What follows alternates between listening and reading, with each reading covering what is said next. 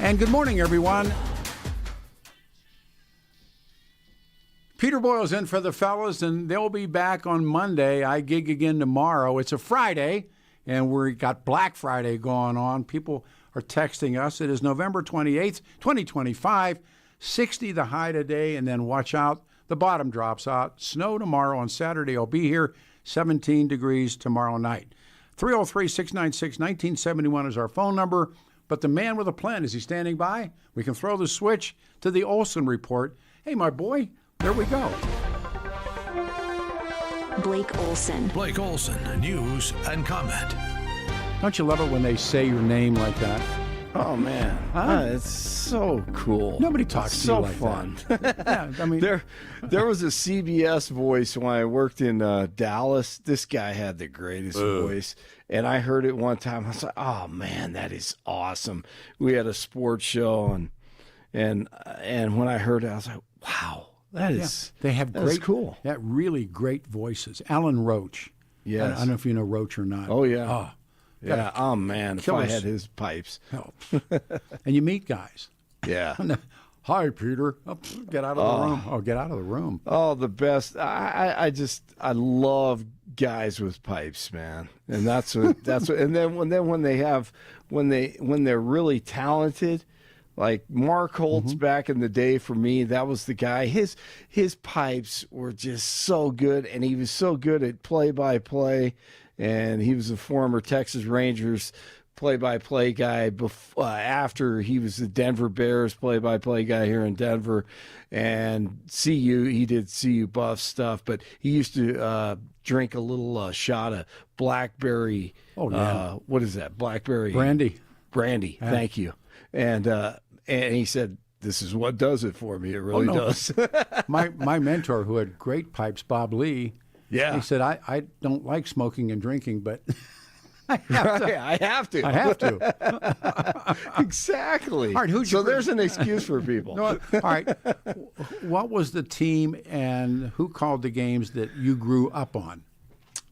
Yeah, no doubt. Bob Martin and the Broncos. Larry Zimmer. Larry Zimmer. Yeah. Bob and Larry, to me, were great. I mean, that was a great team. And they were broadcasters. They weren't, Larry, it wasn't like he played in the NFL or was a coach or anything, but he was a great color commentator and a great play-by-play guy also. So those were the guys. And then, as I mentioned, Mark Holtz, because Mark Holtz was the voice of the Denver Bears AAA team before the Rockies came here, in case you're too young. And, man, he made it feel like it was Major League Baseball. So those were mine. How about you? The Pirates had – the voice of the Pirates was a guy named Bob Prince. Oh, yeah. A.K.A. the Gunner. And he was – I love that. Oh, there's a book about him now that has been written years later about Bob Prince's life. Wow. And he lived it. Man.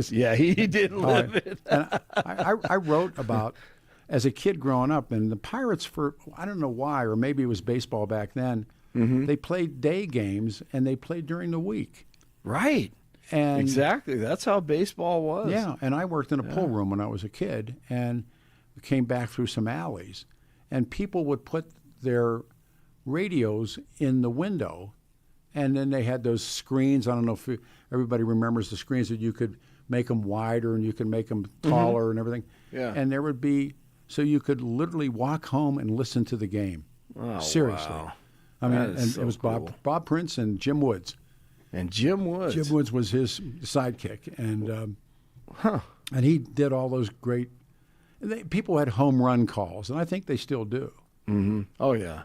But and he would do one of those, the home run calls, and baseball was a radio sport, wasn't it? It was, and you have to paint the picture, and you have to fill a lot of time, in between pitches. Now, is football is football a radio sport? Because I don't think it is. I think it is only because I grew up listening to so much football on the radio, driving. Okay. And I look at things left to right, right to left, chronologically, and that's kind of how football is. And I think it's a great radio sport. I'm both myself. great friends. Of course, Dave Logan and Rick and Logan's awesome.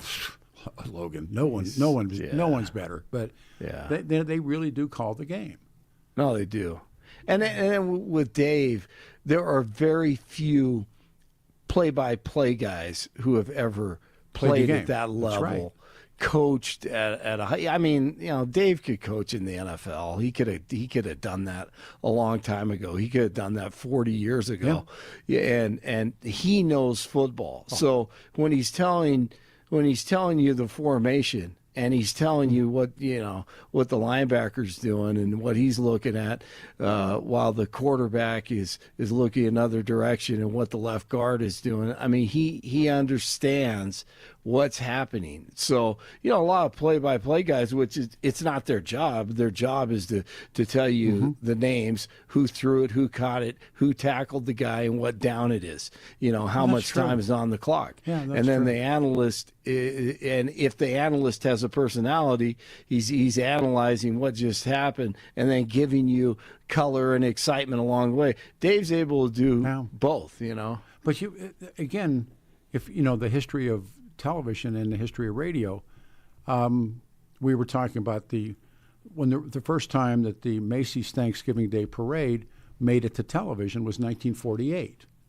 Yeah, Dave Garroway was the called the parade. I guess he was. I was telling my wife that yesterday as she watched the parade. Yeah, and the parade. Yeah, that's right. The parade was on yesterday, and so I told her about the zoo and the animals. Oh, they went and stole animals or something. That was great. That's awesome. But football, it took too many cameras. Mm-hmm. And remember, that's right. They had to encase the cameras. Yep. In concrete. And that's why professional wrestling and roller derby were early television sports, because they were one-camera shoots. Yes, absolutely. But when you look at I've heard that also. When you look at baseball, and having been in television for numerous years, that takes more cameras than any sport. Sure, baseball does. Because you need one behind the catcher, you need one in center field, you need a wide one for every hit. But they couldn't do it. And absolutely. It's too expensive. Right, absolutely. And they didn't have the technology. Yep, and no doubt about it. When that technology for baseball and football hits, it's lights out. Yeah, sure is. And the rise of the NFL. Those guys. Yeah. I love the history of that. I really do. One more quickie. When Jack Kennedy was murdered, that Sunday, and Pete Rozelle said it was the biggest mistake of his life. Yeah. The Redskins played. Right. Kept on playing. They played on, Jack Kennedy was murdered, and I think he's maybe lying in state by then. I'm not sure. In the Capitol Rotunda. And Alvin Pete Rozelle played football. Yeah, that's right. And what was the family that owned the Redskins?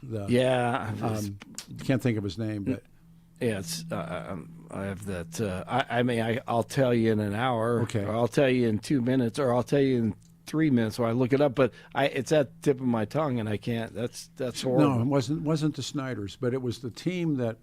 Yeah. And then who did they play in that game? Who did they play?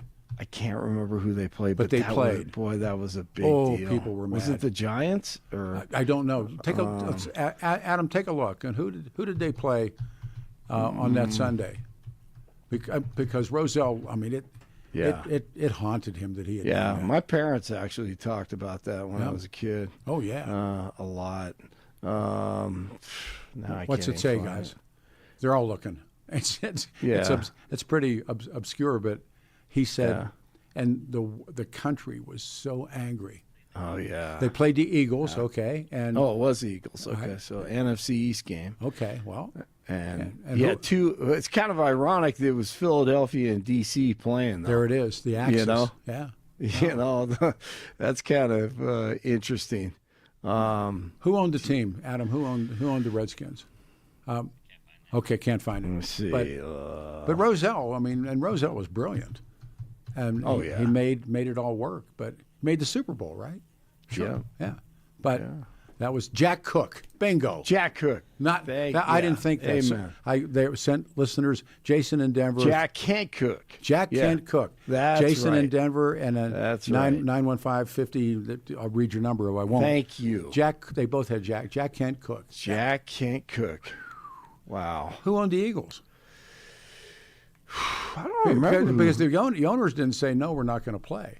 Yeah, who did own the Eagles? I don't know. I wasn't a big Eagle fan. Was it so. Jerry Woolman owned the Eagles? Okay, I think Again, I remember his lost name. But when I knew Fred Gierke was part of the Denver Broncos. Fred Gierke. I used to sit and talk with him. Did you? Wonderful storyteller. He's the guy who put the horns on the Rams helmet. Yes, Yes, he did. Exactly. And and he played with Bob Waterfield. Uh-huh. And Bob Waterfield was married to Jane Russell. Oh, wow. Remember that? Yes. And she broke his heart. Yes, she did. And when he I died, remember seeing a film about that. He told me, he said when he died, she threw the funeral. He told me he went to the funeral. All the ball players came and drank, and they were with Jane Russell. And wow, he had wonderful stories. Yeah, that's Great what I story, heard. Great storyteller. Yeah, but he played both ways. Awesome. He played offense and defense, and he put the horns on the helmet. Wow, and he was a really cool. really good guy. And yeah, he was, man, football guy. He had been. He said he'd been married too many times. He couldn't quit playing. Where's he from? I don't know where he grew up. I know he from. played for the Rams, but He do. Yeah, he was wonderful story because man. they mixed Hollywood with the NFL and and told stories, and he was exactly. Oh, he was multiply married. See, I thought, and I thought he took that from CSU, the horns, the horns on the helmet. No, I think he put that on the helmet. Like he's in the Hall of Fame for it. I thought. Yeah, I think so, but I want to say he not stole it, but lifted he it. got the idea, lifted it. It was a good idea from CSU, if I'm not mistaken, but I could be wrong on that one. Somebody said he played both ways for $5,000 a year. Wow. Huh? Wow. Unbelievable. Those guys had jobs in the off season. Okay, I'm going to read this to you too. This said, JFK was going in on buying the Eagles with his brothers before being murdered. No, there's one. I hadn't heard that one. No, I haven't heard that one either. Wow. John F. Kennedy was going in on buying the Eagles with his brothers before being murdered. Wow. There you go. Wow. That's a new one. That is interesting. Man, you talk about an investment, greatest investment ever. Ask Jerry Jones. Wow. Jerry Land. That's right. Jerry Land. They're happy in Jerry Land this morning. Ladies and gentlemen, boys and girls, here comes the Olsen Report. All right. Good morning. It is Friday after Thanksgiving. Hopefully you had a great turkey day. 27 and partly cloudy in Denver. Expecting a high of 60 today. News sponsored by Pastor Camp Heating and Air Conditioning at 303-777-1234 to learn more about special savings opportunities on Lennox equipment. Our top story. Because they came on a plane along with thousands of other people that shouldn't be here, and you're just asking questions because you're a stupid person. DJT with reporters on Thursday. The suspect in the shooting of 2 National Guard members on the streets of D.C. is now facing a murder charge. U.S. Attorney for D.C. Jeanine Pirro announced the upgraded charge this morning following the death of Sarah Beckstrom. The other guardsman shot in the incident, Andrew Wolf, remains hospitalized in critical condition. The suspect, an Afghan national who worked with the U.S. to fight the Taliban, is still hospitalized as well. Pirro said the guard members were sworn in less than 24 hours before the Wednesday shooting. And there's a law passed that it's almost impossible not to get them out. You can't get them out once they come in. And they came in, and they were unvetted, they were unchecked, there were many of them, and they came in on big planes, and it was disgraceful. And if you look, you'll see there was a law passed. It makes it almost impossible not to let them in, not to certify them, so to speak, once they come in. And they came in, and they shouldn't have come in. And frankly, the whole thing was a mess. The whole Afghanistan situation was a mess. It should have never taken place. If we're going to go out, and we would have gone out because I had everybody ready to go, we were going to go out with strength and dignity and precision. And that did not happen, as we know. Today is the official kickoff to the holiday gift buying season. There are already lines at a few locations around Denver. The National Retail Federation estimates a record number of shoppers will do some Christmas shopping between Black Friday and Cyber Monday. 50% say they are buying clothing and accessories. 43% say they plan to go with gift cards, and 32% are shopping for toys. A judge in London has approved the extradition of a Colorado Springs woman. Kimberly Singler faces charges of murder, attempted murder, and child abuse in the U.S. Singler did not appear in court today, though she was listening online. Her lawyers say she continues to deny the allegations against her, claiming she's not responsible for the deaths of her 2 children, nor is she responsible, she claims, for injuring a 3rd child. Singler was arrested in London in December of 2023 after police in the Springs found her 9-year-old daughter and 7-year-old dead. Her 11-year-old daughter was injured. Her attorneys argued extradition would violate European human rights protections, but the court rejected those claims. Singler plans an appeal, and it remains unclear when she will be returned to the U.S. She could face life in prison without parole if convicted. DJT says the U.S. could very soon take action against Venezuelan drug traffickers on land.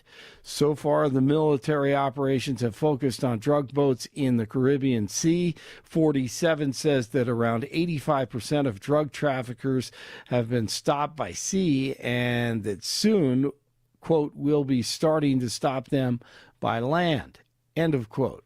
Not a big fan of this. If Lindsey Graham is cheering it on, I'm very skeptical. All right, the Spurs at the Nuggets tonight. Avs at the Wild this afternoon at 1:30. They dropped the puck. The Chiefs at the Cowboys on Thanksgiving Day yesterday. I'm going for it. 3rd and goal.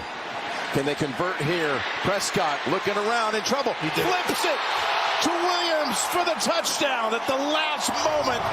Javonte was open and waiting for it. Wow, 31-28 Dallas. Chiefs are now 6-6. That may be difficult for them in the postseason. They may have to win out. Dallas is 6-5-1. They're playing well. Joe Burrow returns to the Bengals, beat the Ravens 32-14. They are 4-8, and the Ravens are 6-6. The Lions and the Packers 31-24. Green Bay, the Packers 8-3-1. The Lions are 7-5, and we have some big college football games today, including number 3 Texas A&M and number 16 Texas. And I think Arizona and Arizona State play 25th ranked team and the 20th ranked team. But some good games going on today and throughout the weekend for your leftovers. 26 in Thornton, 25 in Centennial, 27 in Denver. Pete is in for Jeff and Bill, and he continues. Blake Olson, News Talk 710 KNUS. Mostly cloudy to partly cloudy skies. Overnight lows, upper 20s to lower 30s. We're going to have a mild day on Friday. A mix of high clouds and sun. Daytime highs will be climbing into the upper 50s to lower 60s. Quite mild. Lows Friday night, low to mid-20s, but winds Friday night shift to the north as a cold front hits. That cold front Friday night will bring a chance of snow showers. Much colder Saturday. Snow showers mainly in the morning, highs only near 30. Teens Saturday night, highs only 20s to low 30s Sunday and Monday with a chance of snow showers. Meteorologist Don Day in the 710 KNUS Weather Center.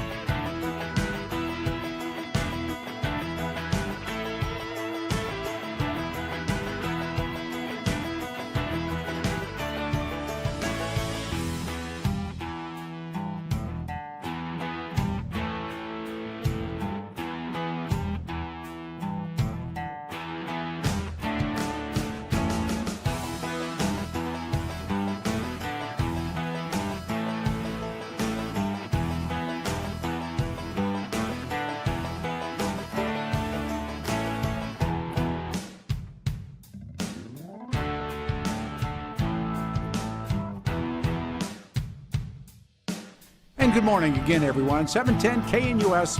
This is Denver's talk station. Peter Boyle's in for the fellows. They'll be back Monday. We're back tomorrow on Saturday morning at 9 o'clock. This is Friday morning, of course, Black Friday, November 28th, 2025, 303-696-1971 with wide open lines. We'll lead us into it in just a second. Tomorrow on the show, and I finished this book about a month and a half ago, and these folks were waiting for the hardback, and now the hardback is dropped. And when I got the book, and I thought, okay, and it's entitled A Family of Spies. And it's a World War II book, and I'm always drawn to those. But it begins, and this is legit, it's straight up. A letter comes from a screenwriter asking one of our guests tomorrow about a story, Your Family, World War II, and Nazi Spies. And this woman is shocked and she's confused. It's a really great read. And she asks her father, who at that time was 70 years old. His name is Eberhard. Could this be possible? And so he stalls and he deflects and then he starts to cry. And we now know that he knew this day was going to come. And the Kuhns were this Berlin German family, and they saw the rise of the Nazis. And Eberhard's sister, Ruth was her name, meets Nazi leader Joseph Goebbels and becomes Joseph Goebbels' lover. And then they find out that the family is part Jewish.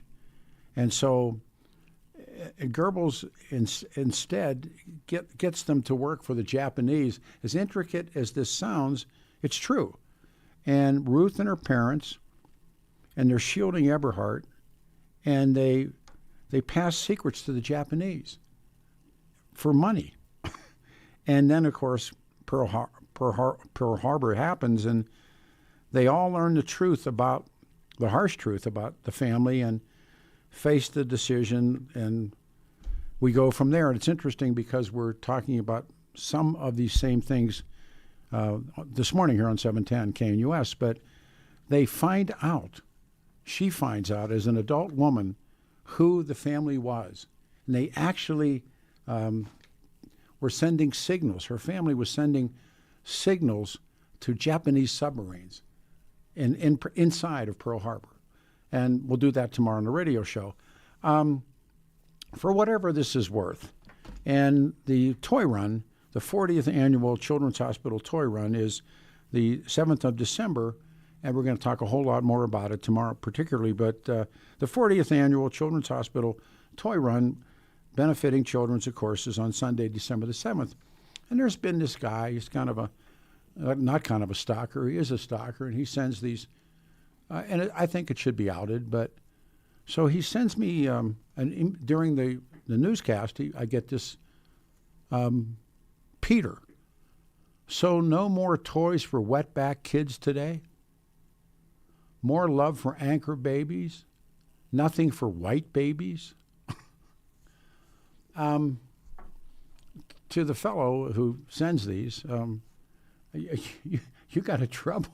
You got something going on there, pal. 40 years ago, Vinnie Terranova and a handful of outlaw guys took toys to Children's Hospital, and that began the Children's Hospital Toy Run.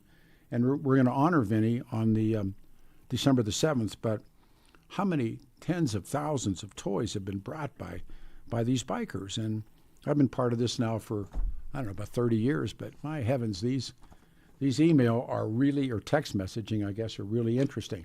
So what we're talking about, by the way, lines are jammed up. We can start to take calls, but we're talking about, and we promised a Kennedy show, and this really is the best date for us to do it on. And I ask a question about the significance of the Kennedy assassination. We're talking about, the lies that were told. This horrible, the two West Virginia National Guards members that were shot by this Afghan, one of them has died. And what's called unintended consequences. I promise I'll get to the phone in 2 seconds. And this is Cheney, and this is because he was the thinker. Bush was just the ventriloquist dummy, but they lied and created a war, and otherwise there wouldn't have been any Afghans in this country.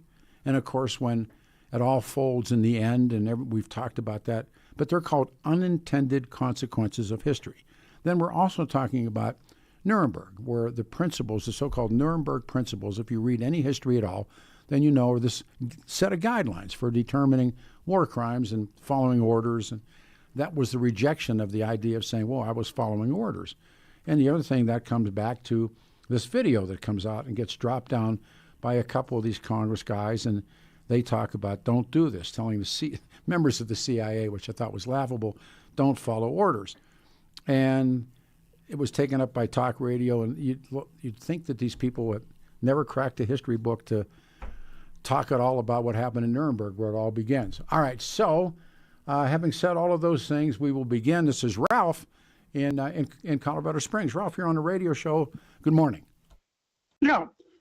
Peter, the question you're asking really goes back in Germany to 1934, August 2nd. That was when the oath to the Weimar Constitution by the army it changed. was changed by General von Reichenau to the oath to the Hitler. That's right. Well, Hitler wanted it. He demanded the loyalty to be to him. I thought he did. No, what happened, Reichenau wrote the thing. Okay. He presented it to Hitler. Hindenburg died. Mm-hmm. Hitler then ordered everyone to do it, and the German army was ordered to swear the new oath. That's right. And the difference between those oaths, I think, is the basis of what we have a problem with. That is the original Weimar oath was to support and defend the Constitution of the Weimar Republic. The Hitler oath was, and I'm going to quote, "I swear by God this holy oath that I will render unconditional obedience to the leader of the German Reich."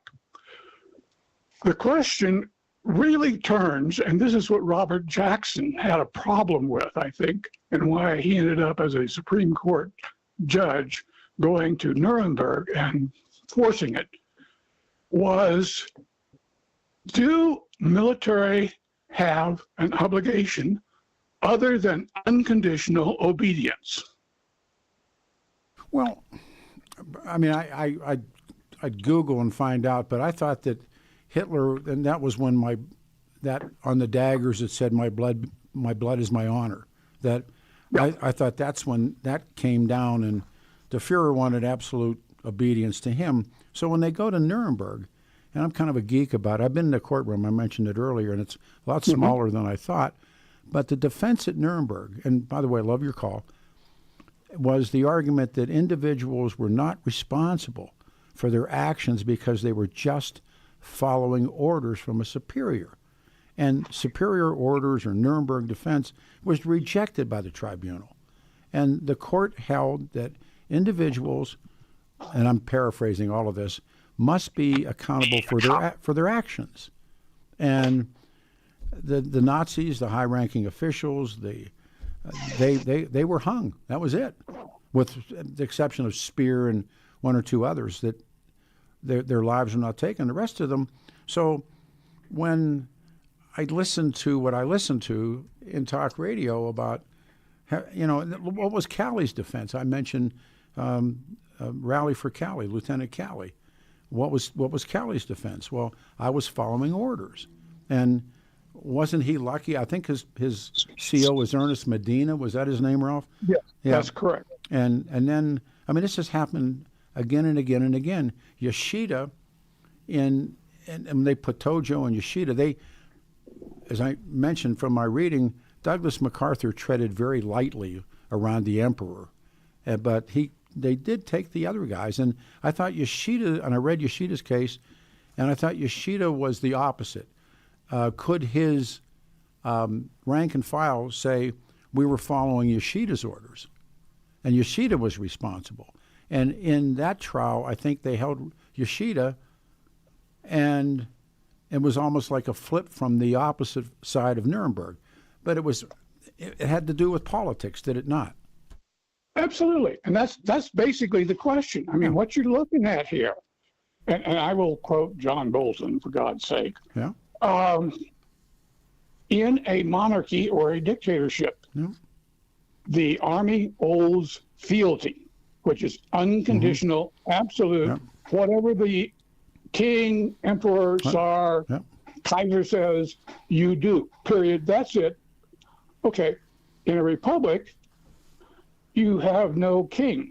Therefore, what are you loyal to? Well, we've decided, and most republics decide, that they are loyal to a bunch of words. Words, not people. Come back. And that's the difference. Come back full circle. So when this video is made by these members of Congress, what do you do with that video that got all the attention? And I think Vance wanted to, I don't know, but I forget the Vance spin on this, but I thought Vance wanted to hang people or something on the back of that. Sure, that's what Kings did. Yeah, and but the question, Peter, is this, and it's totally ignored. But is a soldier who thinks that there's an unconstitutional order, is his duty to do unconditional, whatever the hell the order says, or to question it? All right. So who's right or who's in Vietnam? I mean, who's right or wrong on this one? Who's right or wrong? Well, the problem is we haven't adequately trained either the troops or the officers. I went to the Air Force Academy. I had one semester of American history, one semester of American government in high school. Yeah. At the academy, I had one semester of American government, a 2-semester course in law, most of which was on the Bill of Rights. So when I hit Vietnam, I had an idea of what was constitutional and what wasn't. Well, all that training is gone. We don't train the troops anymore. So you've got a bunch of people who don't know what the hell is going on, what is constitutional or not, haven't the foggiest idea. So whose side do you fall down on this? That video that I've seen a couple of times, and I suspect you've seen many times, but it was the group that put this together. You don't have to follow orders. And by the way, aiming it at the CIA, I thought was hilarious. But or the other side, who's right and wrong in your mind, or is there? There is a right and wrong, and this goes back to my Vietnam days. Bunch of Green Berets and several spooks and the State Department intel people got together and got drunk in a bar in Chiang Mai, Thailand. And we came up with the, how shall I say, the Green Dragon Oath, because that was what the Green Berets had mixed up for us. And the oath is very simple. I pledge allegiance to the Constitution of the United States and to the republic which it created, period.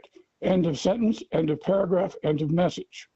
Therefore, I think those people are actually right, but the problem is they don't have the troops trained to do what they want them to do, which is not to obey unconditional orders. I mean, the idea of why they put it out at that time, in that moment, in that place. Oh, yeah, it's political as hell. But no question. In a greater sense, or a bigger, larger sense, perhaps, are they right?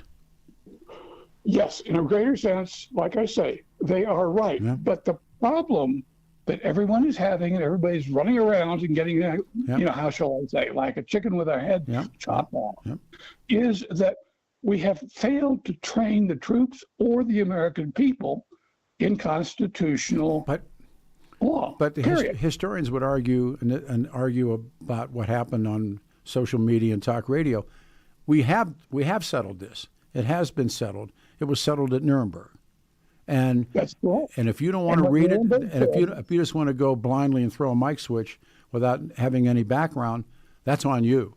It's not on the principles. The principles are there. And look, Peter, there's no question about that. Let me give you a quick personal example.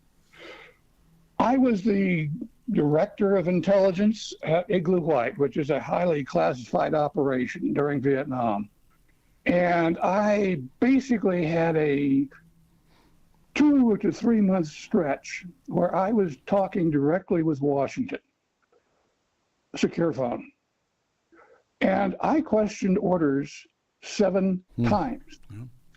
Of those 7 orders, 4 were confirmed, 2 were, how shall I say, really changed, and 1 was totally withdrawn. Now, I had training in sort of, before I went to law school, what was constitutional and what wasn't.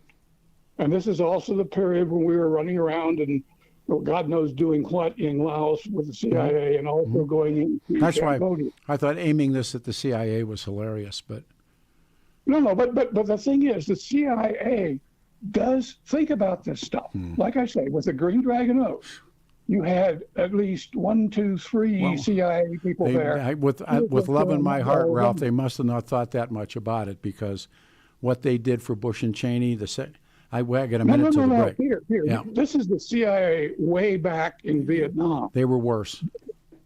Well, they were doing what they were told to do and didn't like it. I'll put it that way. Is that Look, okay?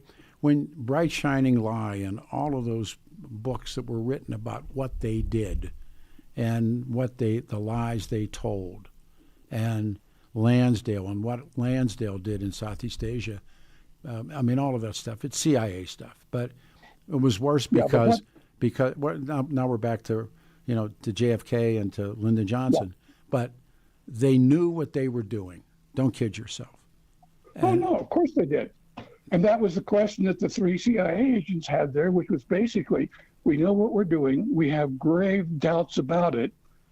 What the are we supposed to do? Listen, books are replete with it. But regardless, when this video dropped of these Congress people, and I thought, has anybody read anything? And just to wrap it up real quick, I got a break. Yeah. Are they in the right, or who's in the right? I have to say that they are 50.09% in the right. That close. I'll talk to you. Thanks. 303-696-1971. Our stalker texter back now again about, I attacked the 9 House Fair and the Komen breast cancer. I emceed it. I didn't attack the Komen breast cancer walk. Dude, at least get it straight. At KHOW Radio, we hosted the walk. It was me and Tom Martino and a number of other people, but no, I was never critical of it. All right, back after this, we have one line open, 710 KNUS.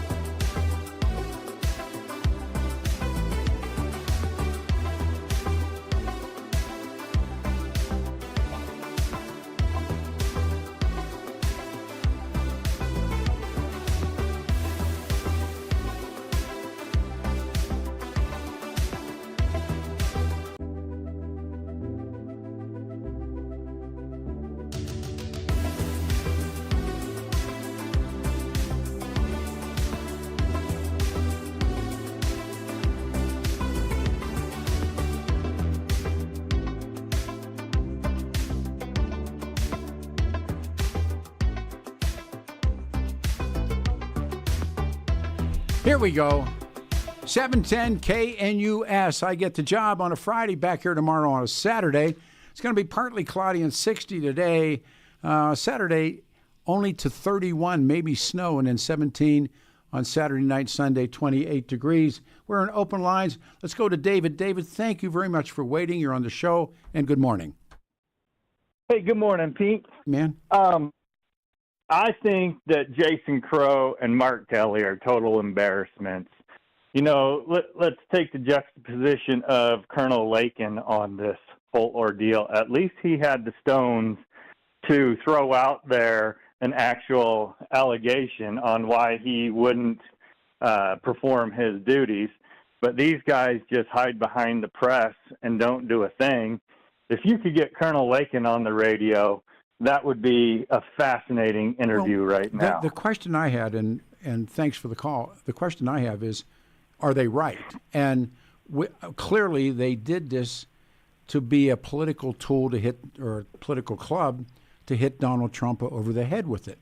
And they don't, there's nothing, they don't specify anything. In other words, when somebody tells you, David, we're going to go gas these Jewish people, then that's a real order.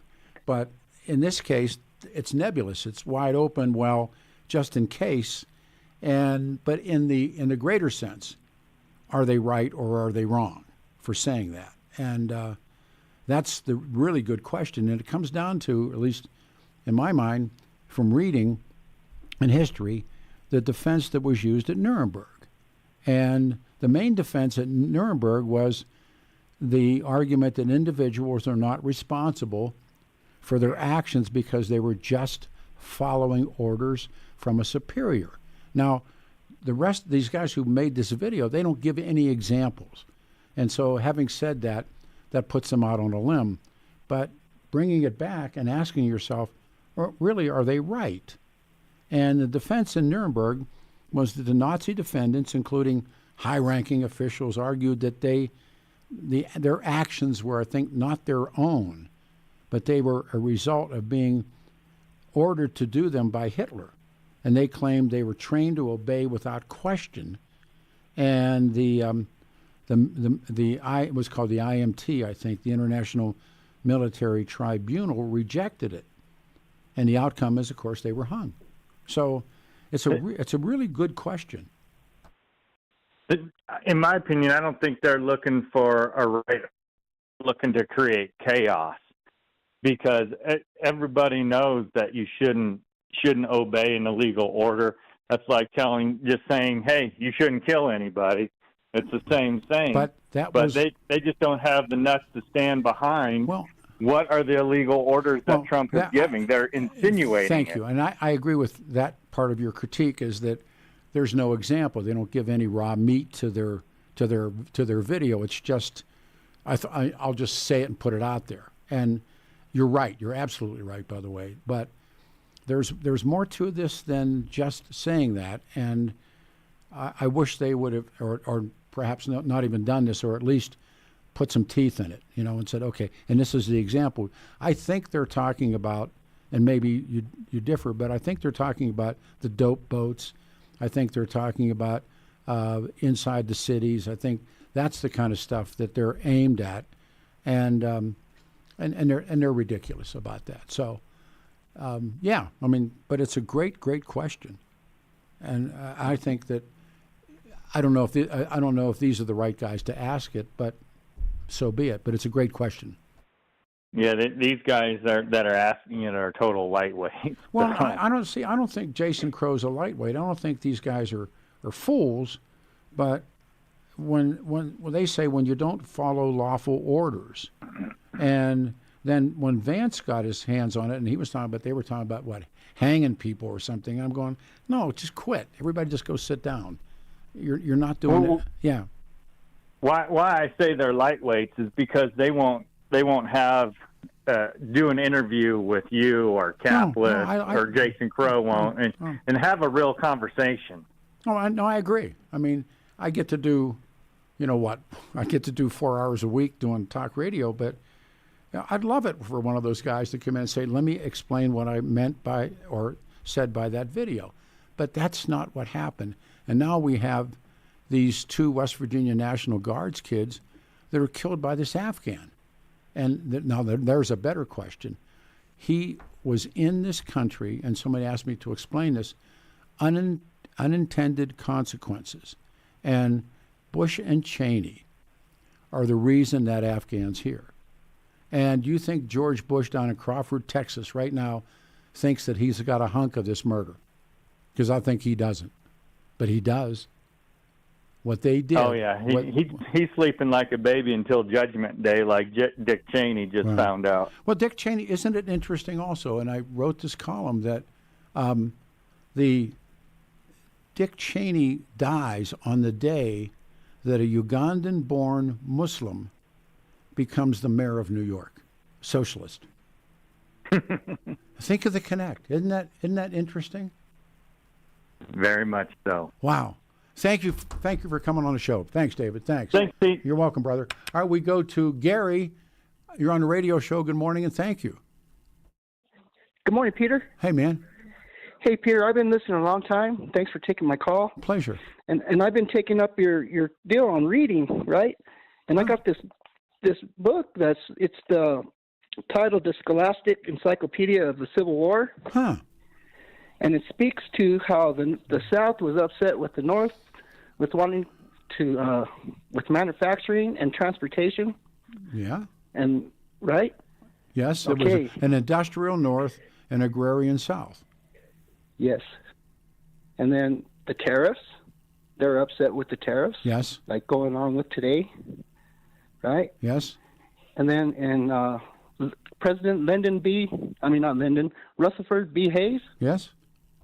He made a big mistake, I think, that lasted 100 years to 1965 with taking the troops out of the South, the federal troops, because the South people weren't following federal law, right? Well, when they break away and they form the Confederacy, then they follow their own set of laws, correct, with Jeff Davis. So yes, President Jefferson Davis with his plantation.